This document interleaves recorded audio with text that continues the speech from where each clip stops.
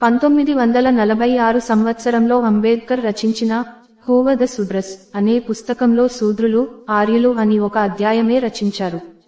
అందులో పాశ్చాత్య రచయితలు సృష్టించిన ఆర్యజాతి సిద్ధాంతం ఏ రూపంలోనూ నిలువజాలదు.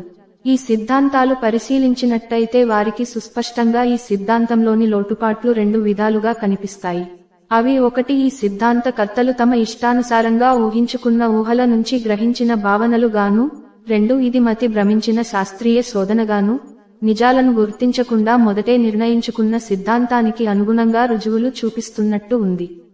వివేకానందుడు 1863 నుండి 1902 అమెరికాలో చేసిన ఒక ప్రసంగంలో ఇలా అన్నాడు: మీ యూరోపియన్ పండితులు, ఆర్యులు ఎక్కడ నుంచో ఊడిపడి అనాగరీకులైన భారతీయుల భూములను ఆక్రమించి భారతదేశంలో స్థిరపడినట్లు స్థానికులను తరిమి వేసినట్టు చెప్పటం మూకదంపుడు మాటలు, తెలివితక్కువ మాటలు. విచిత్రం ఏమిటంటే భారతీయ మేధావులు కూడా దానిని సమర్థించటం